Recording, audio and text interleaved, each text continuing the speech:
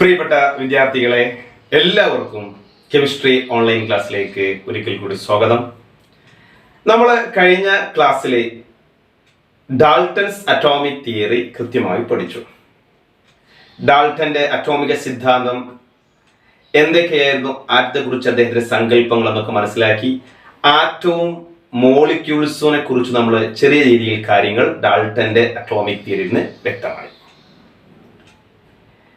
ഇനി ഡാൾട്ടന്റെ സങ്കല്പത്തിലെ ആറ്റംസും മോളിക്യൂൾസിനെ കുറിച്ച് കൂടുതലായിട്ട് പഠിക്കാൻ പോവാണ്. സോ എന്താണ് ഒരു ആറ്റവും മോളിക്യൂളും തമ്മിലുള്ള പ്രധാനപ്പെട്ട വ്യത്യാസം? നമ്മൾ തിയറി പഠിച്ചു. ഇനി what is an atom, what is a molecule? നമുക്ക് കൃത്യമായി പറയാം, atom is the smallest particle of an element that may or may not be exist independently. ചിലപ്പോൾ ഇൻഡിപെൻഡന്റ് എക്സിസ്റ്റ് ചെയ്യാം, ചിലപ്പോൾ തീരെ ഇൻഡിപെൻഡന്റ് എക്സിസ്റ്റൻസ് ഇല്ല. Usually atom has no independent existence. സ്വതന്ത്ര അവസ്ഥയിൽ നിൽക്കാൻ പറ്റാത്ത ഒരു മാറ്ററിന്റെ ഏറ്റവും ചെറിയ ബിൽഡിംഗ് ബ്ലോക്ക് ആണ് ആറ്റം. ഒരു എലമെന്റ് ഏറ്റവും ചെറിയാണ്. So the smallest particle of an element. ആറ്റങ്ങൾ വളരെ പെട്ടെന്ന് ഒന്നോ രണ്ടോ മൂന്നോ ആറ്റങ്ങൾ കൂടി ചേർന്ന് എന്തായിട്ട് മാറും? മോളിക്യൂൾ ആയിട്ട് മാറും. So atoms readily combine together to form molecule through a bond. ഒരു ബോണ്ട് വഴി, രാസബന്ധനം വഴി ആറ്റങ്ങൾ കൂടി ചേർന്നുണ്ടാകുന്ന smallest particle of a substance ആണ് molecule. So a molecule is the combination of two or more atom through a bond. ഒരു പ്രത്യേകത, that molecule has a independent existence. തീർന്നിട്ടില്ല. They possess the properties of that substance. ഒരു സബ്സ്റ്റൻസിന്റെ എല്ലാ തരത്തിലുള്ള രാസഗുണങ്ങളും ഉൾക്കൊള്ളുന്ന ഏറ്റവും ചെറിയ ആളായിരിക്കും ആ സബ്സ്റ്റൻസിന്റെ മോളിക്യൂൾ എന്ന് പറയുന്നത്. അപ്പൊ atom is the smallest particle of an element, may or may not be exist independently. But molecule is the smallest particle of a substance formed by the combination of different atoms through a chemical bond, and it has the independent existence. മാത്രമല്ല, മോളിക്യൂളിന് ആ സബ്സ്റ്റൻസിന്റെ എല്ലാ ഗുണങ്ങളും ഉണ്ടായിരിക്കും. അപ്പൊ ഒരു വസ്തുവിന്റെ എല്ലാ ഗുണങ്ങളോടും കൂടി ഏറ്റവും ചെറിയ ആളാണ് മോളിക്യൂൾ. ക്ലിയർ ആണല്ലോ? ഇനി മോളിക്യൂളിന്റെ ഡിഫറെന്റ് തരണ്ട്. ടൈപ്പ് ഓഫ് ആറ്റത്തിന്റെ അടിസ്ഥാനത്തിൽ, based on type of atom, there are two type of molecules: homonuclear molecules and heteronuclear molecules. എന്തായിരിക്കും ഹോമോന്യൂക്ലിയർ മോളിക്യൂൾസ് എന്ന് പറഞ്ഞാല്? The molecule that contain same kind of atoms. ഒരേ തരം ആറ്റങ്ങൾ കൊണ്ടുണ്ടായ മോളിക്യൂൾസ് ആണ് ഹോമോന്യൂക്ലിയർ. ഉദാഹരണം H2, O2, N2, O3, P4, phosphorus, S8, sulphur. ഇതിലൊക്കെ ഒരേ തരം ആറ്റങ്ങളാണ്. അപ്പൊ ഒരേ തരം ആറ്റങ്ങൾ കൊണ്ടുണ്ടായ മോളിക്യൂൾസ് ആണ് ഹോമോന്യൂക്ലിയർ മോളിക്യൂൾസ്. രണ്ടാമതൊരു molecule heteronuclear molecules. Molecules formed by the combination of different kind of atoms. ഉദാഹരണം HCl, ഹൈഡ്രജനും ക്ലോറിനും ചേർന്ന HCl. കാർബൺ ഡൈ ഓക്സൈഡ്, കാർബണും ഓക്സിജനും ചേർന്നിട്ടാണ് carbon dioxide. Heteronuclear molecules ആണ്. വാട്ടർ, ഹൈഡ്രജനും ഓക്സിജനും ചേർന്നിട്ടാണ് ഹെട്രോന്യൂക്ലിയർ മോളിക്യൂൾസ് ആണ്. ഇനി വീണ്ടും based on number of atoms, molecules again classified to 3. Number of ആറ്റത്തിന്റെ അടിസ്ഥാനത്തിൽ monoatomic molecule, diatomic molecule, polyatomic molecule. Mono atomic means the molecule that contain only one atom. ഒരു ആറ്റമുള്ള molecule. ഉദാഹരണം noble gases, helium, neon, argon. മെറ്റലുകളായ Fe, copper, cobalt, nickel പോലത്തവ. So അതിനകത്ത് ഒരു ആറ്റമേ ഉണ്ടാവുള്ളൂ. അത് diatomic molecule, the molecule that contain two atom. രണ്ട് ആറ്റങ്ങൾ ഉണ്ടാകും മോളിക്യൂൾ. അത് ഡയാറ്റോമിക് മോളിക്യൂളിലെ എക്സാമ്പിൾ ആണ് H2, N2 ആൻഡ് O2 ഒക്കെ ഡയാറ്റോമിക് മോളിക്യൂളിലെ എക്സാമ്പിൾ ആണ്. ഡയാറ്റോമിക്കിൽ ഹോമോന്യൂക്ലിയർ ഉണ്ട്. O2, N2 ഒക്കെ ഡയാറ്റോമിക് ഹോമോന്യൂക്ലിയർ ആണ്. എന്നാൽ HCl പോലത്തൊക്കെ എന്താണ്? ഡയാറ്റോമിക് ഹെട്രോന്യൂക്ലിയർ മോളിക്യൂൾസ് ആണ്. HCl രണ്ട് ആറ്റമുള്ള ഹൈഡ്രജനും ക്ലോറിനും അത് ഹെട്രോന്യൂക്ലിയർ ആണ്, ഡയാറ്റോമിക്കും ആണ്. ഇനി രണ്ടിൽ കൂടുതൽ ആറ്റങ്ങൾ ഉണ്ടെങ്കിൽ അതിനെ എന്താ വിളിക്കുക? Polyatomic molecule. So the molecule that contain more than 2 atoms, same or different. Example O3, 3 atom, triatomic ആണ്. ഓസോൺ അല്ലെ? ഫോസ്ഫറസ്, P4 അല്ലെ? ടെട്രാ ആറ്റോമിക്, 4 ആറ്റങ്ങൾ ഉണ്ട്. അതുപോലെ കാർബൺ ഡൈ ഓക്സൈഡ് ഒരു പോളി അറ്റോമിക് മോളിക്യൂളാണ്. ഒരു കാർബൺ ഉണ്ട്, ഓക്സിജനും. അത് പോളി അറ്റോമിക്കലി ഹെട്രോന്യൂക്ലിയർ. ഓസോൺ എന്ന് പറഞ്ഞാൽ പോളി അറ്റോമിക്കലി ഹോമോന്യൂക്ലിയർ. അപ്പം മോളിക്യൂളുകൾ തന്നെ ടൈപ്പ് ഓഫ് ആറ്റത്തിന്റെ അടിസ്ഥാനത്തിൽ രണ്ട് തരം, homonuclear and heteronuclear. And number of ആറ്റത്തിന്റെ അടിസ്ഥാനത്തിൽ ആരൊക്കെയുണ്ട്? Mono atomic, diatomic and poly atomic molecules. ഇനി നമ്മൾ പഠിച്ച ആറ്റങ്ങളുടെയും മോളിക്യൂൾസിന്റെയും മാസ് കാണണം. അപ്പൊ നമ്മുടെ നെക്സ്റ്റ് ടോപ്പിക് എന്താണെന്നറിയോ? Atomic mass and molecular mass. എന്താണ് ഒരു ആറ്റത്തിന്റെ മാസ്? ആദ്യം നമുക്ക് അറ്റോമിക് മാസ് കൈകാര്യം ചെയ്യാം. എന്താണ് ഒരു ആറ്റത്തിന്റെ mass? Mass of an atom എങ്ങനെ ഇത് കാണും? ആറ്റം എന്ന് പറഞ്ഞാൽ വളരെ ചെറിയ സൂക്ഷ്മ കണികയാണ്. നമ്മുടെ നഗ്ന നേത്രങ്ങൾ കൊണ്ട് കാണാൻ സാധിക്കില്ല, അത്രയും ചെറിയ ആളാണ് ആറ്റം. അപ്പൊ നമ്മൾ നിത്യജീവിതത്തിലൊക്കെ നമ്മൾ മാസ് കാണുമ്പോൾ, നമ്മൾ ഷോപ്പിൽ പോയിട്ട് പച്ചക്കറി വാങ്ങിക്കുമ്പോൾ, 1 കിലോഗ്രാം പച്ചക്കറികൾ വാങ്ങിക്കുമ്പോൾ അവിടെ 1 കിലോഗ്രാമിന്റെ ഒരു സ്റ്റോൺ വെച്ചിട്ട് നമ്മൾ ഇക്വിലിബ്രിയത്തിൽ എത്തിക്കുക. പച്ചക്കറിയുടെ വെയിറ്റും ആ കിലോഗ്രാമിന്റെ കല്ലും തമ്മിൽ ഈക്വൽ ആയാൽ, ഇക്വിലിബ്രിയത്തിൽ എത്തിയാൽ നമ്മൾ പറയും നമ്മൾ വാങ്ങിയ പച്ചക്കറികൾ 1 കിലോഗ്രാം ഉണ്ട്. അപ്പൊ 1 കിലോഗ്രാം എന്ന് പറയുന്നത് നമ്മൾ ഡെയിലി ലൈഫിൽ ഉപയോഗിക്കുന്ന ഒരു സ്റ്റാൻഡേർഡ് യൂണിറ്റ് ആണ്. മാത്രമല്ല മാസിന്റെ ഒരു SI യൂണിറ്റുമാണ് 1 കിലോഗ്രാം. കിലോഗ്രാം എന്ന് പറയുന്നത് മാസിന്റെ ഒരു SI യൂണിറ്റുമാണ്. അപ്പൊ നമുക്ക് മാസ് കാണാം. കിലോഗ്രാം എന്ന് പറയുന്ന സ്റ്റോൺ 1 കിലോഗ്രാം, 2 കിലോഗ്രാം എക്സെട്ര. എങ്കിൽ ആറ്റത്തിന്റെ മാസ് കാണാൻ ഇത്തരത്തിലുള്ളത് പറ്റുമോ? പറ്റൂല. കാരണം ആറ്റം വളരെ ചെറുതാണ്, കണ്ണുകൊണ്ട് കാണാൻ പറ്റാത്ത ഏറ്റവും ചെറിയ കണികയാണ് ആറ്റം. അപ്പൊ ഒരു ആറ്റത്തിന്റെ മാസ് എന്ന് പറയുന്നത് നമുക്ക് വെയിൻസ് ബാലൻസ് ഉപയോഗിച്ച് അവിടെ 1 കിലോഗ്രാമിന്റെ സ്റ്റോൺ ഉപയോഗിച്ച് കാണാൻ പറ്റുമോ? ഇല്ല. പിന്നെ ആറ്റത്തിന്റെ മാസ് എങ്ങനെ കാണും? ആറ്റങ്ങളുടെ മാസ് കാണാൻ നമുക്കൊരു സ്റ്റാൻഡേർഡ് യൂണിറ്റ് ഉണ്ട്. ആ സ്റ്റാൻഡേർഡ് യൂണിറ്റിനെ അറ്റോമിക് മാസ് യൂണിറ്റ് എന്നാണ് പറയുക. AMU എന്നാണ് പറയുക. AMU എന്നതിന് ഇപ്പൊ നമ്മൾ വിളിക്കാറ് യൂണിഫൈഡ് മാസ് U എന്ന് ഉപയോഗിക്കാറുണ്ട്, ഡാൾട്ടൺ എന്നും DA എന്നും ഉപയോഗിക്കാറുണ്ട്. എന്താണ് ഒരു AMU എന്ന് പറഞ്ഞാൽ?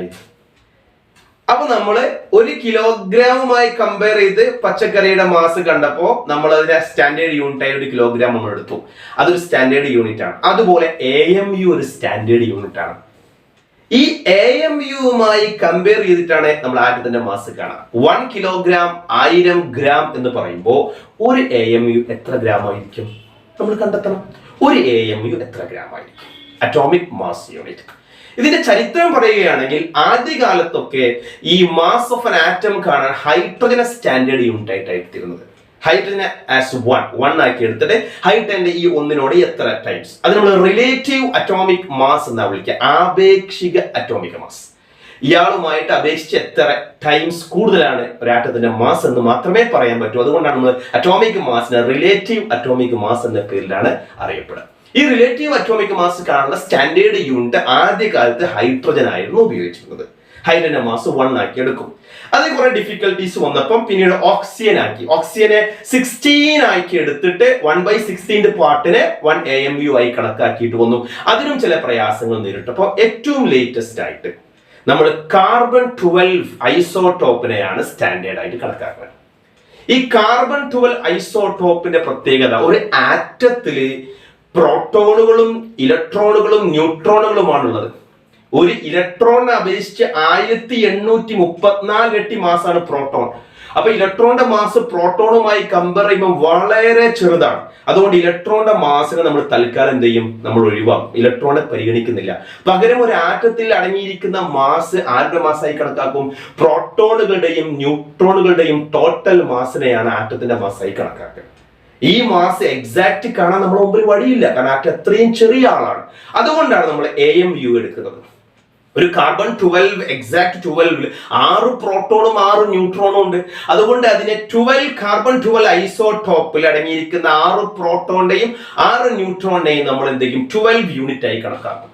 ഈ 12 യൂണിറ്റിനെ 12 ഭാഗമായി മുറിക്കും. എന്നിട്ട് അതൊരു ഭാഗം എടുക്കും. അത് നമ്മൾ എന്താ വിളിക്കുക? 1/12 പാർട്ട് എന്നല്ലേ വിളിക്കുക. സോ കാർബൺ 12 ഐസോടോപ്പിന്റെ 12 ഒരു ഭാഗം, 1/12 പാർട്ട് ഓഫ് കാർബൺ 12 ഐസോടോപ്പ്, അതിന്റെ മാസിനെയാണ് നമ്മൾ ഒരു അറ്റോമിക് മാസ് യൂണിറ്റ് 1 AMU എന്ന് വിളിക്കുന്നത്. So what is atomic mass unit 1 AMU? ഇപ്പൊ നമ്മൾ പഠിക്കേണ്ടത് എന്താണ്?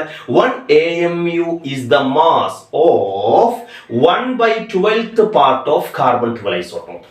അപ്പൊ കാർബൺ 12 ഐസോടോപ്പിന്റെ 12 ഭാഗത്തിൽ ഒരു ഭാഗം, ആ ഒരു ഭാഗത്തിന്റെ മാസിനെയാണ് നമ്മൾ എന്ത് വിളിക്കുക? 1 AMU. അപ്പൊ 1 AMU എത്ര ഗ്രാം ആയിരിക്കും, അല്ലെ എത്ര കിലോഗ്രാം ആയിരിക്കും? നമുക്കറിയാം 1 കിലോഗ്രാം 1000 ഗ്രാം എന്ന് പറയുന്നത് പോലെ 1 AMU എന്ന് പറഞ്ഞത് 1.66 into 10⁻⁻24 ഗ്രാം ആണ്.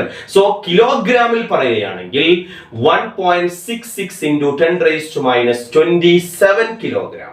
അപ്പൊ ഒരു AMU എന്ന് പറഞ്ഞാൽ ഒരു സ്റ്റാൻഡേർഡ് യൂണിറ്റ് ആണ്. What is 1 AMU? It is the mass of 1/12th part of carbon 12 isotope. Carbon 12 ഐസോട്ടോപ്പിന്റെ 12ൽ ഒരു ഭാഗത്തിന്റെ mass.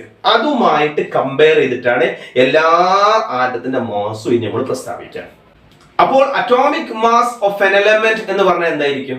Atomic mass of an element is the number that express how many times the mass of an atom of element is greater than 1/12th part of carbon 12 isotope. എന്ന് പറഞ്ഞാൽ carbon 12 ഐസോട്ടോപ്പിന്റെ 12ൽ ഒരു ഭാഗത്തെക്കാളും എത്ര അധികമാണ്, എത്ര ഇരട്ടിയാണ് ഒരു ആറ്റത്തിന്റെ മാസ് എന്ന് പ്രഖ്യാപിക്കുക. ഇതാണ് റിലേറ്റീവ് അറ്റോമിക് മാസ്. അപ്പൊ നമ്മള് ഒരു AMUവിനെ അപേക്ഷിച്ച് എത്ര ടൈംസ് മാസ് കൂടുതലാണ് ഇയാളുടെ price, not an exact mass. ഇതൊരു ആപേക്ഷികമായ അറ്റോമിക് മാസ് ആണ്. ഇത് വെച്ച് നമ്മൾ കാണാൻ പോവാണ്. ഓരോ മൂലകത്തിന്റെയും അറ്റോമിക് മാസ് നമുക്ക് കാണാം. ഹൈഡ്രജന്റെ മാസ്, ഹൈഡ്രജന്റെ മാസ് കാണുമ്പോൾ ഹൈഡ്രജന്റെ മാസ് കാണാൻ ഹൈഡ്രജൻ എത്ര ഇരട്ടിയാണ് 1 AMU നോക്കിയാൽ മതി. സോ ഹൈഡ്രജന്റെ മാസ്, ഹൈഡ്രജൻ ആകെ ഒരു പ്രോട്ടോണേ ഉള്ളൂ, ഒരു ഇലക്ട്രോണും ഉണ്ട്, ന്യൂട്രോൺ ഇല്ല. അപ്പൊ പ്രോട്ടോണിന്റെ മാസ് മാത്രം പരിഗണിച്ചാൽ മതി. കാരണം ഇലക്ട്രോണേക്കാളും 1834 ഇരട്ടി മാസാണ് പ്രോട്ടോൺ. അതുകൊണ്ട് പ്രോട്ടോൺ അപേക്ഷിക്കും ഇലക്ട്രോൺ വളരെ ചെറുതാണ്. അതുകൊണ്ട് ഇലക്ട്രോൺ നമുക്ക് നിസ്സാരമായി ഒഴിവാക്കാം. അങ്ങനെയാണെങ്കിൽ പ്രോട്ടോണിന്റെ മാസ് നമ്മൾ ഇവിടെ എടുക്കുമ്പോൾ 1.67 10⁻⁻27 കിലോഗ്രാം ഡിവൈഡഡ് ബൈ 1.66 10⁻⁻27 കിലോഗ്രാം അല്ലേ AMUവിന്റെ മാസ്. അത് ചെയ്യുമ്പോൾ ഹൈഡ്രജന്റെ മാസ് 1.008 U എന്ന് വരും. അഥവാ 1.008 U times greater than the AMU എന്നാണ്. അങ്ങനെയാണെങ്കിൽ 1.008 നമ്മൾ റൗണ്ട് ചെയ്ത് 1 U എന്നാക്കി എടുക്കും. അതിനർത്ഥം ഹൈഡ്രജന്റെ മാസ് ഏകദേശം AMUവിന് ഈക്വൽ ആണ്. ഇനി ഓക്സിജൻ എടുത്ത് നോക്കാം. ഓക്സിജന്റെ മാസ് നമ്മൾ കാണുമ്പോൾ ഓക്സിജനിൽ 8 പ്രോട്ടോണും 8 ന്യൂട്രോണും ഉണ്ട്. ഇവരുടെ mass divided by 1 AMU 1.66 10⁻⁻27 kilogram നമ്മൾ ചെയ്താൽ 15.998 U എന്ന് വരും. ഈ 15.998 നമ്മൾ റൗണ്ട് ചെയ്ത് എടുക്കും 16 U എന്ന് എടുക്കും. ഇതിനർത്ഥം എന്താ? ഓക്സിജന്റെ മാസ് 1 AMUവിനെ അപേക്ഷിച്ച് 16 ഇരട്ടിയാണ്. So the mass of oxygen is 16 times greater than the mass of 1/12th part of carbon 12 isotope. അങ്ങനെയാണെങ്കിൽ സോഡിയത്തിന്റെ മാസം എടുക്കുമ്പോൾ 23 ടൈംസ് ഗ്രേറ്റർ ആണ്. അതുകൊണ്ട് 23 U എന്ന് വിളിക്കും. നൈട്രജൻ എടുക്കുക, നൈട്രജന്റെ മാസ് 14 ടൈംസ് ഗ്രേറ്റർ ആണ് 1 AMUവിനേക്കാൾ. അപ്പോൾ 14 U എന്ന് എടുക്കും. അപ്പോൾ ആപേക്ഷികം ഇത് എക്സാക്ട് മാസ് അല്ല, ഓക്സിജന്റെ എക്സാക്ട് മാസ് അല്ല, സോഡിയത്തിന്റെ എക്സാക്ട് മാസ് അല്ല, നൈട്രജന്റെ എക്സാക്ട് മാസ് അല്ല, എത്ര ഇരട്ടിയാണ് AMUവിനെ അപേക്ഷിച്ച്. അപ്പൊ അതാണ് റിലേറ്റീവ് അറ്റോമിക് മാസ്. ഒരു AMUവിനെ അപേക്ഷിച്ച് ഓക്സിജന്റെ മാസ് 16 ഇരട്ടിയാണ്. ഒരു AMUവിനെ അപേക്ഷിച്ച് സോഡിയത്തിന്റെ മാസ് 23 ഇരട്ടിയാണ്. ഒരു AMUവിനെ അപേക്ഷിച്ച് നൈട്രജന്റെ മാസ് 14 ഇരട്ടിയാണ് എന്ന് പറയുന്നതാണ് റിലേറ്റീവ് അറ്റോമിക് മാസ് എന്ന് വിളിക്കുക. അപ്പൊ ആറ്റത്തിന്റെ മാസ് കാണാനുള്ള സ്റ്റാൻഡേർഡ് യൂണിറ്റ് ആണ് അറ്റോമിക് മാസ് യൂണിറ്റ്. നമുക്ക് ചില റിലേറ്റീവ് അറ്റോമിക് മാസുകൾ നോക്കാം. ഹൈഡ്രജൻ എടുക്കാം. നമ്മൾ നേരത്തെ ചെയ്തു കഴിഞ്ഞു, 1 U ആണ്. കാർബൺ 12 U ആണ്. നൈട്രജൻ 14 U ആണ്. സോഡിയം 23 U ആണ്. എന്നതിനർത്ഥം ഇത്ര ടൈംസ് ഇരട്ടിയാണ്. Magnesium 24 U, 24 times greater than 1/12th of carbon 12 isotope. Argon 36 U ആണ്. കാൽഷ്യം 40 U ആണ്. സൾഫർ 32 ടൈംസ് ആണ്, 32 U ആണ്. അപ്പൊ എല്ലാവരും അറ്റോമിക് മാസും എക്സാക്ട് മാസ് അല്ല, റിലേറ്റീവ് അറ്റോമിക് മാസ് ആണ്. ആപേക്ഷിക അറ്റോമിക് മാസ് ആരുമായി കമ്പയർ ചെയ്യുമ്പോൾ 1 AMUമായി, 1 AMU or 1 യൂണിഫൈഡ് മാസ് അല്ലെങ്കിൽ ഡാൾട്ടൺ എന്നും പറയാറുണ്ട്. ഓക്കെ, ഇനി എന്താണ് മോളിക്യുലാർ മാസ് എന്ന് പറഞ്ഞാല്? ആറ്റങ്ങൾ കൂടി ചേർന്നല്ലേ മോളിക്യൂൾസ് ഉണ്ടാവുന്നത്. സോ മോളിക്കുലാർ മാസ് എന്ന് പറയുമ്പോൾ it is the total mass or sum of the mass of the different atoms in a molecule അല്ലെ. ഒരു മോളിക്യൂളിലെ ഡിഫറെന്റ് ആയ ആറ്റങ്ങളുടെ അറ്റോമിക് മാസിന്റെ സം ആണ്. അപ്പോൾ molecular mass sum of the atomic mass of the different elements in a molecule.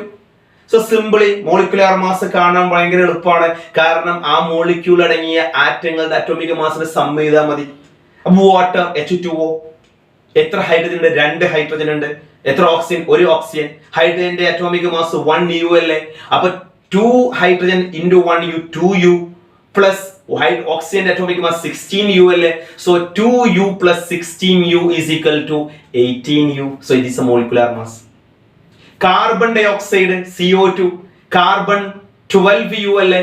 O2, 1 oxygen 16U അല്ലേ. 2 oxygen 2 into 16 32U അല്ലേ. 32U plus 12U is equal to 44U. So this is atomic molecular mass. ഇനി glucose കാണാം.